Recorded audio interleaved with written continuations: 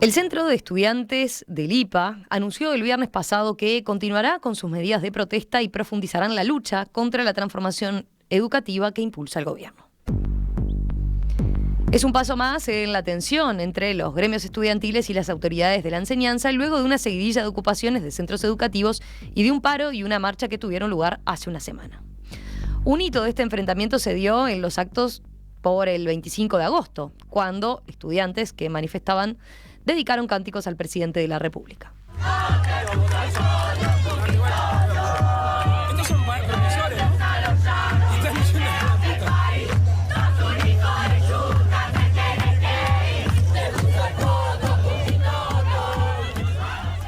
Las movilizaciones surgieron de los gremios de estudiantes de formación docente y si bien hubo un acercamiento con la directiva de ese consejo, los militantes afirman que no hubo avances. Ahora incluso se maneja la posibilidad de ir a una huelga. ¿Qué es lo que reclaman? ¿Qué esperan de esta serie de movilizaciones? ¿Por qué rechazan la propuesta de reforma educativa? Bueno, vamos a conversar en los próximos minutos con dos militantes. Maximiliano Santos, del CEIPA, el Centro de Estudiantes del IPA, que es estudiante de profesorado de Historia, secretario del Movimiento Sociales de la Juventud Socialista. Maximiliano, ¿qué tal? Buen día, bienvenido. ¿Todo bien? Buen día, acá estamos. Y por otro lado, Valentina Rodríguez, del Centro de Estudiantes de Magisterio. Valentina también es integrante justamente del Centro de Estudiantes de Magisterio y está como representante. Valentina, bienvenida. Bueno, muchas gracias. ¿Qué edades tienen? Yo tengo 21. 21. ¿Y yo, Maximiliano 22. Tiene 22. Sí, 22. Mostró la cédula ya. Mostré la cédula y pueden entrar a AFP Factual que hizo la búsqueda, así que tengo 22 según ellos. Bueno, les consulto, a ver, estos días se dieron movilizaciones de una gran cantidad de gremios, ¿no? No solo de formación docente, porque también hubo algunas ocupaciones en liceos. ¿Cuánta coordinación hay entre los distintos gremios? ¿Y cómo trabajan, cómo hacen esa coordinación? Bueno, en realidad la coordinación es un movimiento estudiantil, que es un espacio en el que nos encontramos todos juntos, ¿no? Funciona sobre todo acá en Montevideo, ahora estamos integrando a compañeros del interior, pero nada, está la FEU, está el CEIPA, el SEM, están los gremios de secundaria, están los gremios de UTU, y bueno, ahí es el espacio que tenemos para ir coordinándonos entre nosotros. Uh-huh. Hay instancias, ahora están haciendo asambleas, entonces, ¿donde coinciden, por ejemplo? No, o sea, también nos manejamos como por separado. Estamos los de formación en educación por un lado, secundaria por otro. Estas ocupaciones no surgieron de movimiento estudiantil. Empezamos nosotros en formación en educación, uh-huh, con los compañeros del interior. Y después, bueno, sí, se fue sumando secundaria y ahora estamos ahí agregando compañeros. Pero yo decía, ¿cómo coordinan o no coordinan? Directamente es, bueno, en este caso ustedes tomaron la medida y hay otros que entienden que deciden sumarse por su lado con su ocupación en su centro, en este caso. Con respecto a formación en educación, en realidad nosotros más o menos hace 2 meses, después de estudiar la situación y decidimos avanzar hacia ocupaciones el 15 de agosto, que efectivamente se hizo, se puso en diálogo con el resto de los centros de formación en educación. Por eso el lunes cuando empezamos a ocupar éramos 4 centros y por eso al otro día fueron 7. Porque se estaban evaluando estas medidas y tenemos un espacio de coordinación donde hay reuniones y donde se dialoga, ya sea por WhatsApp o por reuniones, uh-huh, con el resto de los centros. Hoy tenemos alrededor de 19 centros de formación en educación a lo largo y ancho del país que están coordinando a medida de sus posibilidades. Porque no es lo mismo un centro de estudiantes como el IPA, que el año que viene cumple 70 años, que tiene una historia, que tiene un nivel de militancia determinado, con centros como, no sé, el IF de Tacuarembó, que recién se están organizando. Entonces, uh-huh, también eso requiere que el diálogo y las formas de articular estas luchas sea compleja y sea, bueno, evaluando las diferentes dinámicas de los centros, ¿no? O sea, ¿no es tan común que el interior se movilice, dicen, en ese sentido? Por ejemplo, en los centros de formación. Yo soy de Tacuarembó, por eso también señalé el IF de Tacuarembó y yo, por lo que he hablado con compañeros y compañeras allá, realmente era muy raro que el IF de Tacuarembó particularmente, uh-huh, se movilizara. Y digamos, lo último que está en la memoria de la gente que se moviliza por estos temas es de las ocupaciones de la huelga general en el 73, cuando Eduardo Arnoyanz y Eduardo Larbanois y 2 o 3 personas más ocuparon adhiriéndose a la huelga de la CNT. Después, en los 90, no hay una memoria clara de ocupaciones, por ejemplo, en ese sentido. Así que se movilizaban tantos centros es una novedad, porque los centros, los IFD sobre todo, son centros de referencias para las localidades, son centros que revisten un carácter de importancia en las propias ciudades, y que se movilicen quiere decir, bueno, que no estamos en el mismo momento histórico, digamos, de que todo está bien, que todo fluye, sino que en las propias capitales y ciudades del interior, bueno, se está viendo que hay ciertas cosas que no están del todo bien, más allá de las diferencias que vamos a tener desde los centros de Montevideo, del interior, del este o del litoral, que se manejan y tienen historias muy diferentes. ¿Ustedes están conformes con, o cómo evalúan el nivel de movilización, teniendo en cuenta algunas ocupaciones ahora que se están dando en los liceos? Después, por ejemplo, ADES Montevideo hoy convocando un paro en la capital del país contra la reforma educativa que propone el gobierno, y también en apoyo a la movilización que están haciendo ustedes. Yo creo que el nivel de participación que estamos teniendo es muy bueno. Con esto que decía Maxi, el otro día con unas compañeras del CEM y también del CEIP acompañamos la ocupación del IFE de Pando, y era tremenda la cantidad de gente que había. O sea, no tenían un centro de estudiantes conformado fuerte hasta ese momento, y ese día en asamblea eran un montón, y nada, se fue sumando gente de todo el país, y está además, sí falta igual, falta como seguir sumando gente a la lucha, pero me parece que se está demostrando que de a poco van llegando, ¿no? Porque esta reforma educativa no es ni solo formación en educación, ni solo secundaria, esto es a todos, ¿no? La educación pública la están pisoteando en todos los niveles. Ahora hablamos de más del contenido de la reforma como tal. ¿Hubo momentos de tensión durante los desalojos de la ocupación? Porque eso es lo que estamos viendo reiteradamente en cuanto a el procedimiento, ¿no? Ocupan, bueno, se da este procedimiento de desalojo. ¿Cómo lo evalúan ustedes? Momento de tensión creo que parte desde el momento en el que llega la policía con un despliegue tremendo a desocupar a estudiantes que estamos reclamando nuestros derechos, ¿no? Yo entendemos como centro que eso ya es un punto de tensión. Ahora, si ha habido violencia como más fuerte, represión, no, eso ha sido bastante tranquilo. ¿Cómo es el diálogo que se da cuando llegan los policías? Cuando llegan te intiman, en realidad te dan una intimación del CFE y te plantean que bueno, tenés que desalojar el centro. Ahí con lo que nos estamos manejando más o menos todos es pedir un tiempo, porque nada, para organizar las cosas que tenemos adentro, tener una asamblea, ver cómo se va a proseguir y después desalojar. Eso creo que ha sido más o menos la modalidad de todos, ¿no? Sí, yo creo que lo más violento en estos días, al menos a lo que refiere al Centro de Estudiantes de Formación, al CEIPA, fue el desalojo a las 2 de la mañana por parte de la policía. Lo nocturno, que por eso no se pretende, o nosotros ya discutimos esto de que no se entre a la casa de las personas de noche, en la reforma que se quiso hacer unos años, es porque la nocturnidad realmente pone en otro esquema la seguridad propia de los procesos, y que estudiantes a las 2 de la mañana estén siendo desalojados, que aparezcan unos camiones inmensos llenos de policías, a esa altura de la noche, creo que no es lo más saludable. No sé, como era a las 2 de la noche, podían haber venido a la mañana, que se podía haber dado otro proceso, pero eligieron, o terminaron siendo a las 2 de la mañana, cuando había un montón de gente afuera, cuando nosotros también era un montón de gente adentro, y rodearon de una manera, al menos que no veía. Los otros días sí vinieron al mediodía, y el proceso fue más ágil, en tanto era otra situación, otro contexto, y era de día. Yo recalco eso porque me parece que es muy diferente un desalojo de noche a las 2 de la mañana que uno de día al mediodía. Aparte, no fue ingenuo, porque a Magisterio no fueron a desocupar cerca de las 9, después a las 10 estaban en el IFES, y de repente eligieron esperar hasta las 2 de la mañana para ir al IPA a desocupar, ¿no?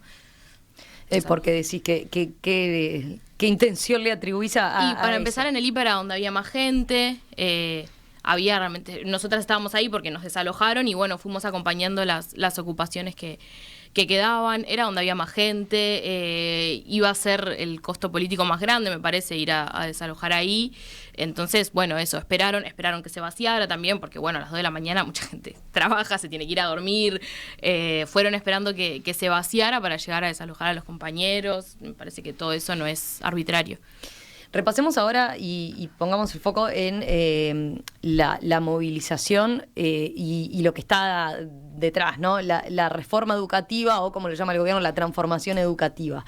Para el área de formación en educación, a ver, un punto que vino incluido por ejemplo, en la ley de urgente consideración, en la LUC, es la posibilidad de darle rango universitario a los títulos obtenidos, ¿no? Como un camino intermedio entre lo que había hasta el momento y la creación de la Universidad de la Educación, ¿no? Ese para ustedes es hoy uno de los puntos que todavía reivindican, más allá del referéndum, y que eso quedó en la legislación. O sea, el tema es que esta titulación universitaria, reconocimiento universitario, no es un punto medio. Con la LUC en realidad se elimina la creación del IUDE, que es el Instituto Universitario de Formación en Educación. Entonces ya ahí partimos de que no es punto medio, sino que es el nuevo final. Y nada, en realidad estamos en contra justamente por eso, porque no nos está dando la posibilidad de una educación universitaria, sino que está dando a la educación, a la formación que ya tenemos, la validación de título. Es como un trámite. Tomá tu trámite, acá tenés tu título universitario y nada, entendemos que eso no es una formación universitaria. Claro, y nosotros al menos partimos de la base que hoy lo que tenemos que profundizar es mejorar la formación, ¿no? La profesionalización y la universalización,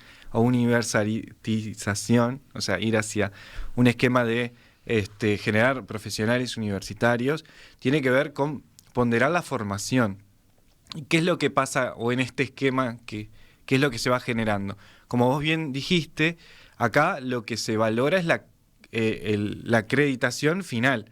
Entonces, estamos en un nivel, creo yo, de diferencias que es tan abismal, que va, por ejemplo, en esto de que al final de la carrera vos podés optar o no por obtener, porque es voluntario, esa acreditación. Entonces, vos acreditás en cuestiones generales, que cuestiones generales puede ser lenguajes diversos, que tiene que ver con computación, con, no sé, matemática, y si no lo querés dar, no lo das y te dan el título igual. Entonces, la validación de ser universitario no pasa por la formación en educación y la profundización de tu formación ahí, sino que falta por esa acreditación que es general y que un organismo externo, en este caso el INED, te va a validar cuando ni siquiera el INED es un órgano universitario. Entonces, lo que está pasando, lo que nosotros estamos discutiendo, es que se va a precarizar nuestra formación y ponderando una acreditación. ¿Y cómo va a quedar la formación universitaria? Pero aquí te puede decir, en el medio, ¿no? Bueno, la Universidad de la Educación como tal ha fracasado continuamente, ¿no? La intención está desde hace mucho tiempo, ha fracasado, pero no se logra dar el paso del acuerdo político que permita que se instrumente, ¿no? Sí, obvio. O sea, es un reclamo histórico la Universidad de la Educación, y no es porque algo como que se nos dice, ay, y el gobierno anterior no hizo, este gobierno sí hizo. No, acá no interesa gobierno, partido político. Acá nadie ha escuchado el reclamo de una Universidad de la Educación. Que aparte me gustaría sumar a lo que decía Maxi, que si vos das la prueba y la perdés, eso no te inhabilita a dar clase. Vos ya estás recibido, podés ir a dar clase igual. Entonces, ¿cuál es el valor real de esa titulación? Se habló también de que, bueno, te permite hacer posgrados. Nosotros posgrados podemos hacer igual, nosotros maestrías podemos hacer igual. No es que ahora con este título podemos y antes no. Entonces, ¿cuál es ahí la intención real? Y el problema que suscita, creemos nosotros, con respecto a no avanzar hacia Universidad de la Educación, el ministro justamente acá, Da Silveira, hace unos meses vino y planteó que esto era como un camino para saltarse esta discusión. El problema es que la discusión central es que incluso la formación en educación autónoma y cogobernada plantea generar docentes que tengan una práctica republicana y democrática dentro de las instituciones, o sea, para ser mejores profesionales y generar ciudadanías activas cuando vayamos a enseñar la educación secundaria y primaria. Pero alejándote de ahí, lo que vos podés generar, lo que estás generando es cercenar la participación, cercenar los ámbitos republicanos y democráticos que podés hacer en la educación. Entonces, lo que termina siendo son ámbitos autoritarios, como tenemos ahora, con nula participación, y que en esa ejercitación, que después se va a reproducir en las aulas, se va a reproducir en las instituciones, y se va a reproducir, al fin de cuentas, en todo el país, bueno, no lo vas a lograr, sino cambiás esto por ámbitos autoritarios que también los vas a llevar y los vas a reproducir en las aulas y en las instituciones y al final de cuentas en el país. Ahora hablamos un poco más de las formas capaz, ¿no? Ustedes plantean, entre otras cosas, más mecanismos de negociación, pero quiero preguntarles otra cosa. A ver, la reforma curricular, al igual que los otros subsistemas, busca una transformación hacia un enfoque más de competencias, ¿no? Y eso en formación docente también se plantea. ¿Cuál es el problema, entienden ustedes, respecto a ir a ese modelo por competencias? Empiezo. Yo quiero dejar capaz que claro dos cosas. Por un lado es cuál es el valor de la educación para la ciudadanía, o cuál debe ser el valor que nosotros entendemos para la ciudadanía. Ese valor parte de la base de que nosotros tenemos una cultura del mundo, toda una cultura, un bagaje, que ese bagaje y esa cultura del mundo yo le voy a ofrecer a el sujeto de la educación, y ese sujeto va a tener la posibilidad de elegir qué parte de esa cultura del mundo va a desarrollar, va a obtener, y es a partir de la opción que yo le doy, a partir de todo lo que le voy a dar de esa cultura del mundo. El problema pasa, y ahí la diferencia que tenemos, en que el enfoque competencial no pretende que yo le enseñe o le muestre la cultura del mundo, sino que yo le voy a mostrar y le voy a enseñar solamente lo que sirve para satisfacer una competencia. Entonces, el conocimiento del mundo va a estar subordinado a la competencia que voy a desarrollar. Por ejemplo, habilidades socioemocionales. Entonces, la historia se va a adaptar a esa habilidad socioemocional, la física se va a adaptar a eso. Entonces, se desdibuja la idea de que yo te voy a dar todo lo que la humanidad ha desarrollado por unas competencias puntuales en donde en realidad no te van a permitir elegir, sino que vos vas a estar condicionado por pequeñas competencias, y los únicos que se van a ver beneficiado por eso es lo que tienen capital cultural y económico en sus casas, porque la educación no les va a dar la cultura del mundo, porque en realidad se va a enfocar en una competencia, en dos competencias puntuales que van a subordinar ese conocimiento del mundo que yo le pretendo dar, o que la educación pretendía darle a todos los ciudadanos o todas las personas que después van a ser ciudadanos en nuestra república, ¿no? Maximiliano, ahí te lo planteo, a ver, hay un argumento que se escucha mucho, ¿no? Ahí tú estás contraponiendo, digamos, la educación por competencia a lo enciclopedista, digamos. Hay quienes dicen, bueno, en el siglo XXI hay que ayornar las currículas.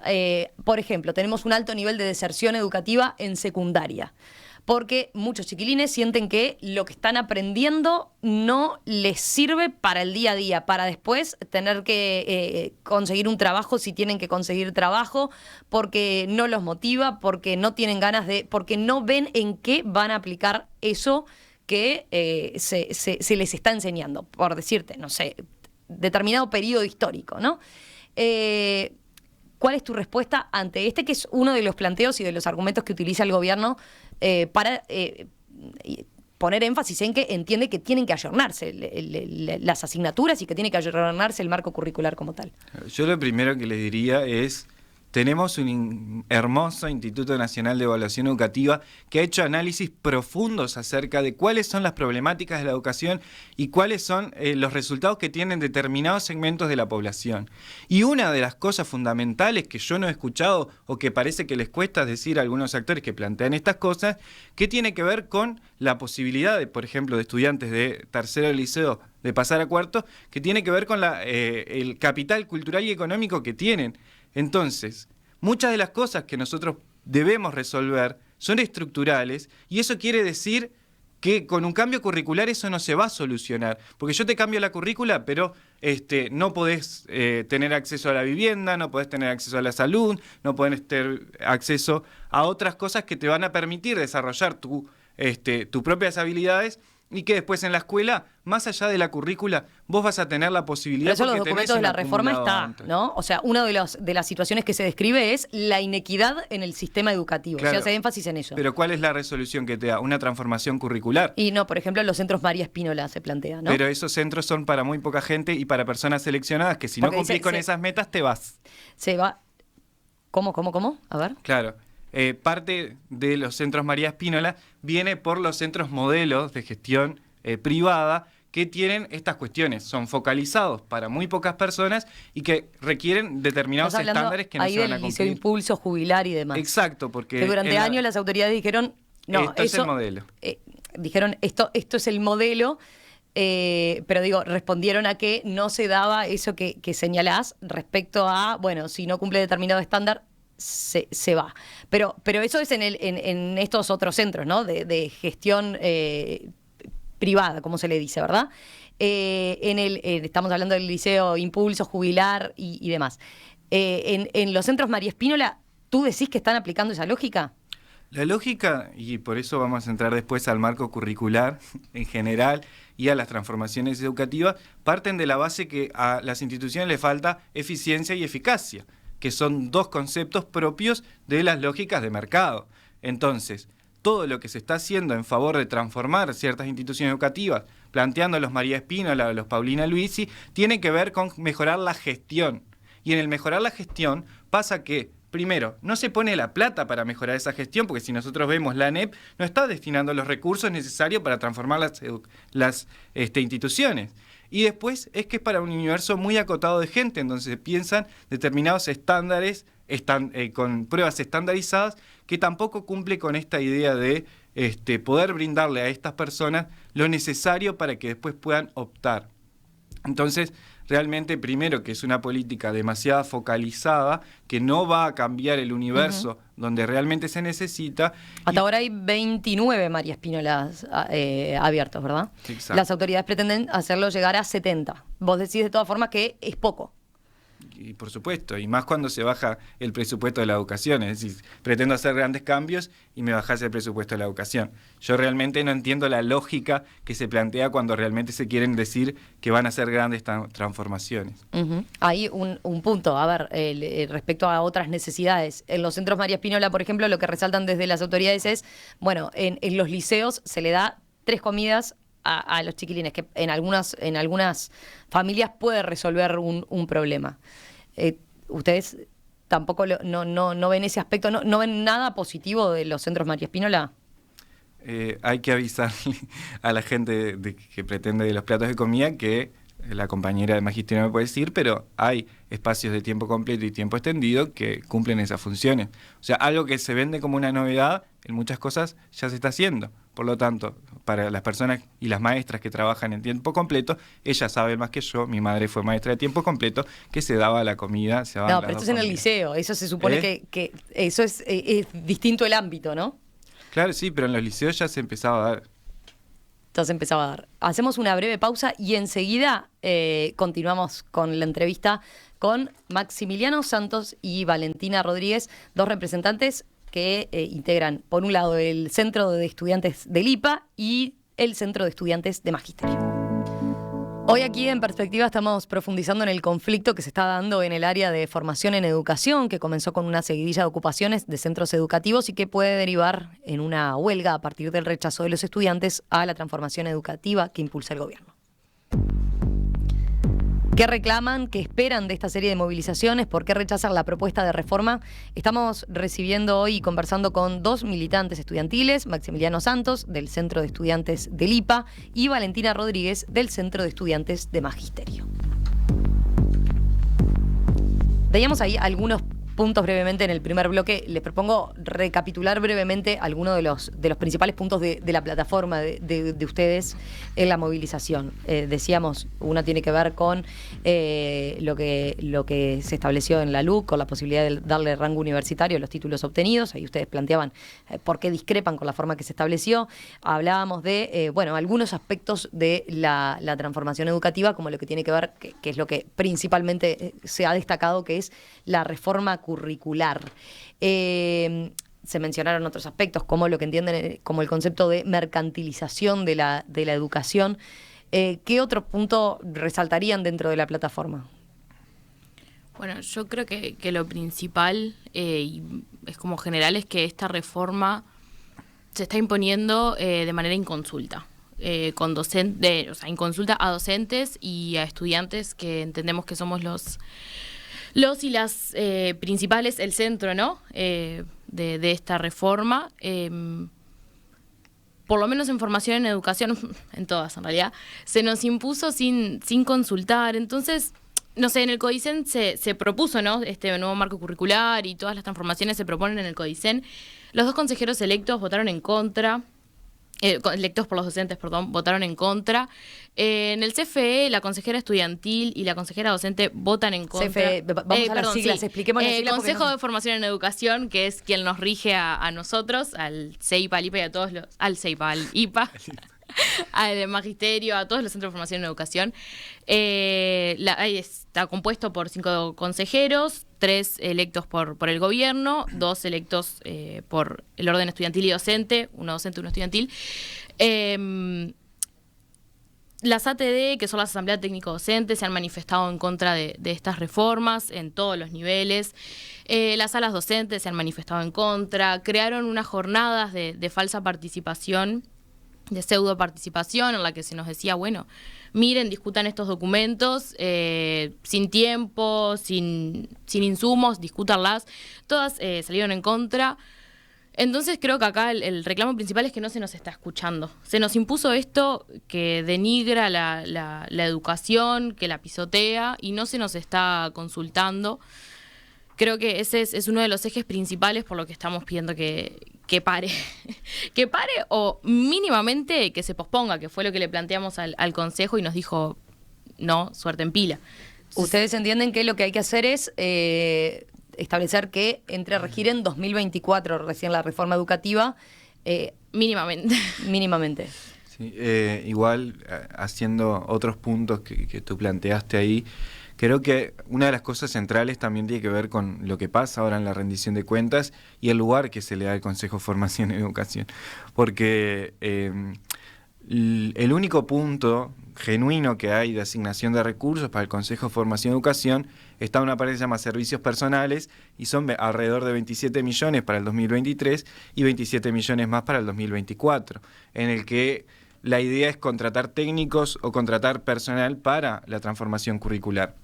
Entonces lo que nosotros decimos es que los únicos recursos que se ponen para el CFE están para la transformación curricular, pero para las grandes problemáticas que nosotros vemos que tenemos, ejemplo, la cantidad de becas que se dan y los problemas que al no tener esas becas los estudiantes tienen que pasar, bueno, eso no se contempla. La cuestión estructural de las instituciones que se llueven, instituciones que necesitan ampliarse, instituciones que le faltan insumos básicos para dar clases, que tienen que ver con cañones, que tienen que ver con instrumentos musicales para, profesorado de danza, profesorado de música, espacios específicos para el profesorado de danza en el caso del IPA.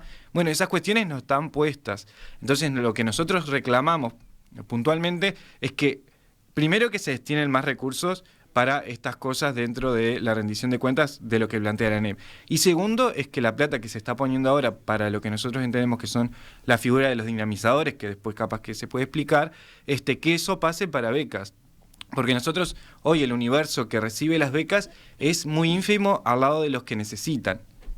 Números. Al 2021 hay 34.000 matriculados. Uh-huh. De esos 34.000 matriculados, 12.000 piden becas. De esos 12.000 que piden becas, se da un total de becas de 2.200 becas. Que esas becas son o becas de alojamiento, o becas económicas, o becas de transporte. Por lo tanto, las únicas becas económicas que se reciben de ese universo 2.000 y algo son alrededor de 600 o 700 becas. Por lo tanto, en un universo de 34.000, 600 personas más o menos reciben una beca económica. O sea, prácticamente nadie. Y ese es otro de los puntos. Vuelvo a lo que planteaba Valentina de la negociación, ¿no? Ustedes reclaman y uno de los insistentes reclamos tiene que ver con la negociación. Ahora, por otro lado, desde las autoridades han respondido que van a seguir adelante con la reforma para no posponerla.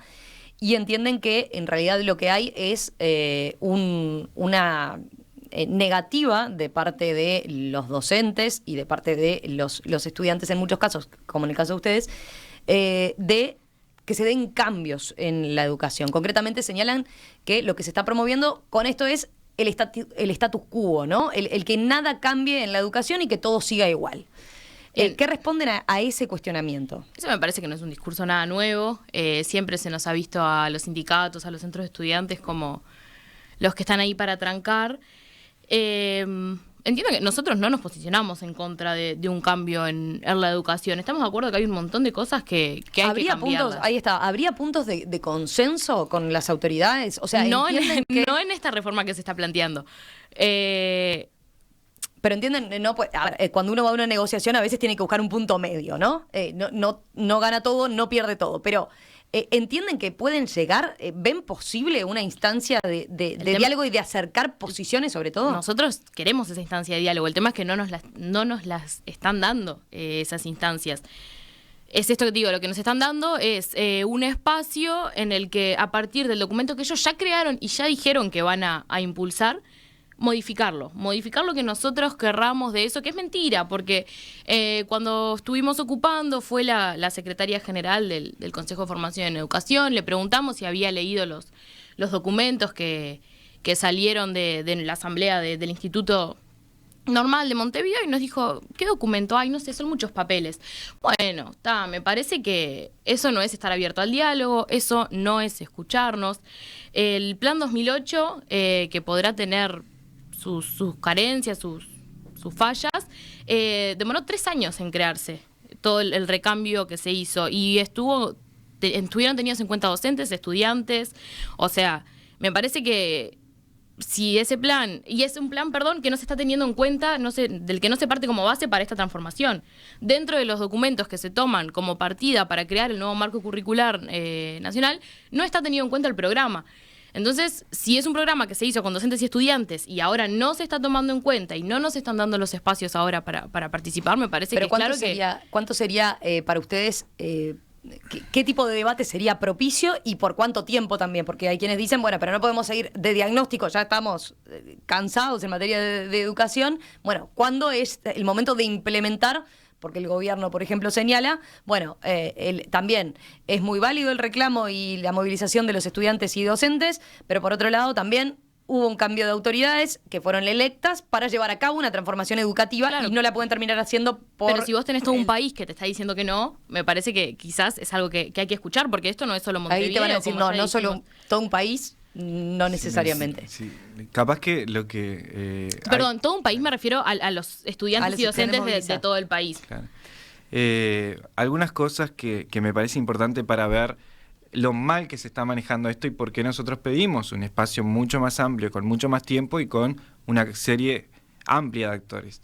El año que viene se empezaría con una transformación curricular y con un cambio hacia la semestralización, por ejemplo, la creditización, en donde nunca se contempló el tipo de docente y el tipo de hora docente que se va a pagar. Entonces, ¿qué es lo que ven los docentes, que por eso también están acompañando esta lucha?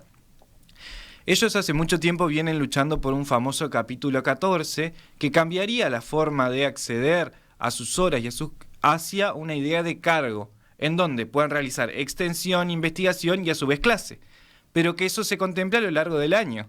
Pero el CFE no estaba pensando eso y por lo tanto para el año que viene, como no especificó nada, va a empezar y los docentes van a elegir por un semestre.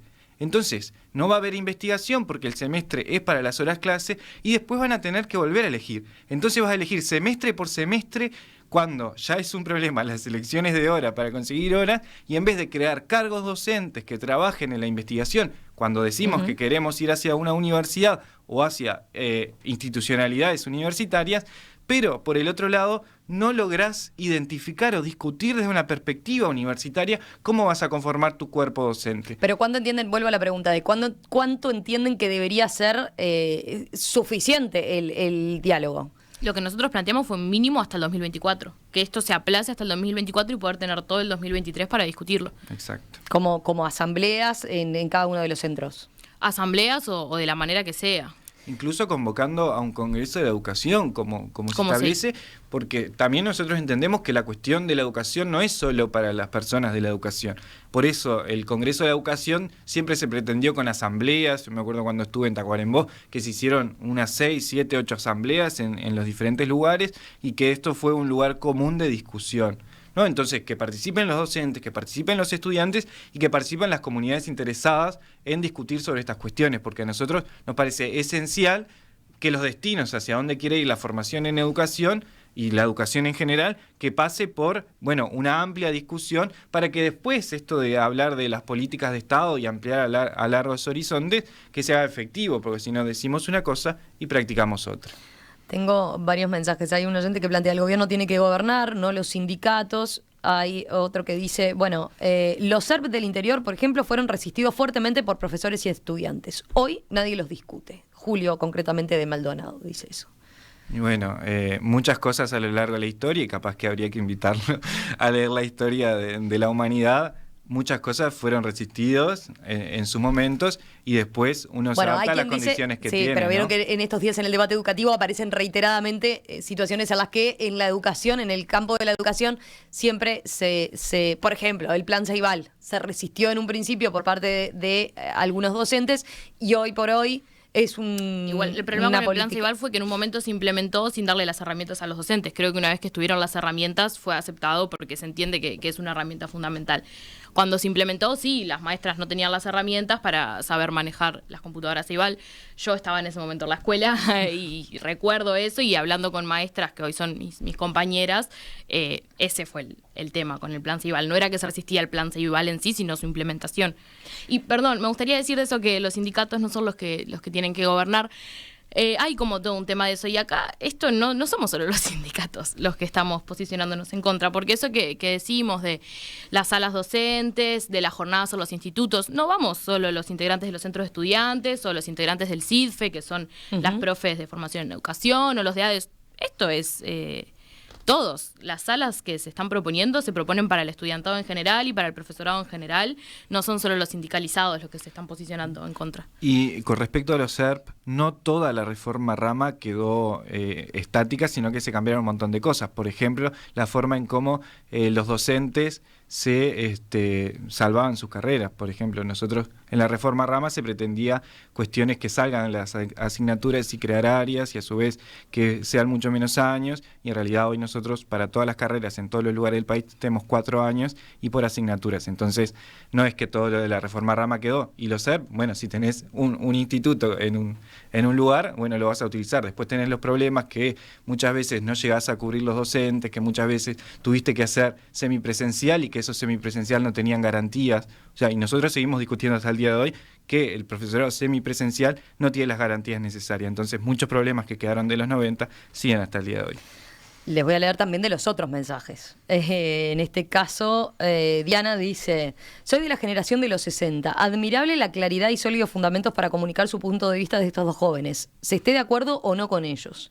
Para los despegados de la juventud, que opinan que los jóvenes no tienen cultura, formación, compromiso, etcétera, un placer escucharlo y los felicita. Caterina también mandaba: arriba los jóvenes que se expresan y luchan, en ellos está el cambio en la lógica comercial de la educación. Lo último, quiero preguntarles, primero, ¿cuáles son los próximos pasos ahora? ¿Hay posibilidades de que se vaya a una huelga? Y no sé, yo creo que el pensar ir a la huelga es algo que se va construyendo. No es que un día digamos vamos a la huelga. No sé, la verdad yo creo que es todo un día a día. Estamos prácticamente en asamblea permanente, 1 o 2 veces por semana. Estamos los centros con asamblea, viendo qué medidas seguir semana a semana. O sea, ya estamos la segunda o tercera semana la tercera semana de conflicto. Me parece que de a poco se va generando algo. No sé si será una huelga general, la verdad no sé en qué va a desembocar. Y los últimos 2 consultas tienen que ver con episodios que se dieron en estos días que llamaron mucho la atención y se pusieron en la discusión pública. Por un lado, lo que fue la pintada a la casa de Robert Silva, el presidente del CODICEN de la ANEP. Ustedes concretamente repudiaron también, como todos los gremios, la situación. No, en realidad hay un problema que es como lo que me pasó a mí, que me difamaron planteando una cosa que no era, y ninguno de los centros de estudiantes focalizó en esa cuestión, porque hoy lo importante tiene que ser que discutamos sobre la educación, sobre la transformación curricular y sobre la reforma educativa. No podemos entrar en estas menudeces cuando las voces que estamos saliendo a hablar de estas cosas, estamos centrando en lo que es la educación y la discusión pública, o sea, la discusión afuera de las clases, afuera de las instituciones sobre qué educación queremos. Ese tiene que ser el centro y no cuestiones puntuales, y que esas cosas después sean el centro de atención y que todavía los actores de gobierno contribuyan a que esas cosas sean el centro. El centro hoy es la educación que queremos para futuro. Y lo otro tiene que ver con el episodio que se dio en el acto, ¿verdad?, del día de la declaratoria de la independencia, el 25 de agosto, cuando se celebraba allí la Piedra Alta en Florida. Vamos a escuchar lo que fueron esos cánticos y la situación que quedó planteada. Estos son profesores.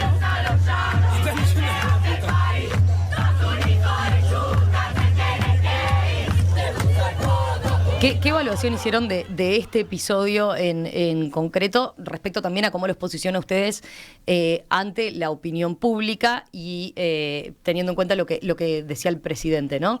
Estos son profesores, ¿no? Preguntaba. Yo creo que va por el lado de lo que decía Maxi recién. Sentarse en si le estábamos cantando yuta al presidente, me parece que no es lo importante. Lo importante es por qué estábamos ahí. Pero hoy Maxi decía, por ejemplo, reclamaban que no se fuera por el lado autoritario y reclamaban verdadera participación y demás. Hay quien interpretó esto que pasó en el acto, que era un acto de conmemoración de una fecha patria, donde había quien exponía, había niños en de las escuelas participando del acto y demás, como justamente una falta de respeto, o sea, que ustedes reclaman. Eso fue también al final del acto, y me parece, yo creo que la falta de respeto no está en los cánticos, porque entiendo que los compañeros que estaban son ciudadanos libres de manifestarse de la manera que consideren. Me parece que el centro acá está en que la discusión no puede ser el canto sí o el canto no. Son profesores, son maestros, no sé, los docentes trabajamos la cantidad de horas que trabajamos en una institución. Fuera de la institución somos personas como cualquier otra, y me parece que poner el foco ahí no es que estaban los compañeros en una clase gritando eso. Ahí sí, bueno, podemos discutir. Estaba un poquito. No, pero desde la izquierda incluso había quienes podían señalar y hacer el análisis de el presidente se puso en una posición de víctima y los dejó a ustedes complicados frente a la opinión pública. Sí, el presidente, al mismo tiempo, la Asociación de Periodistas del Uruguay le está diciendo que baje un cacho, porque en realidad está poniendo a compañeros y compañeras periodistas en situaciones incómodas, partidizando la discusión, cuando nosotros queremos, por ejemplo, en el ámbito de la educación o en los ámbitos profesionales en general, otro tipo de discusiones, y no discusiones que terminen superficializando, digamos, las discusiones en general y entorpeciendo una virtuosa profundización de la democracia, que al final de cuentas se supone que es lo que todas y todas quieren. Valentina Rodríguez, integrante del Centro de Estudiantes de Magisterio; Maximiliano Santos, dirigente del Centro de Estudiantes del IPA, estudiante de profesorado de Historia. Gracias, gracias a los dos por estos minutos esta mañana aquí en Perspectiva. Creo que nos permitió conocer más y entrar en profundidad en los reclamos de ustedes y en aportar entonces a entender más un poco cómo va y cómo nos tenemos que parar en un tema que está tan candente por estos días. Gracias. Muchas gracias por el espacio.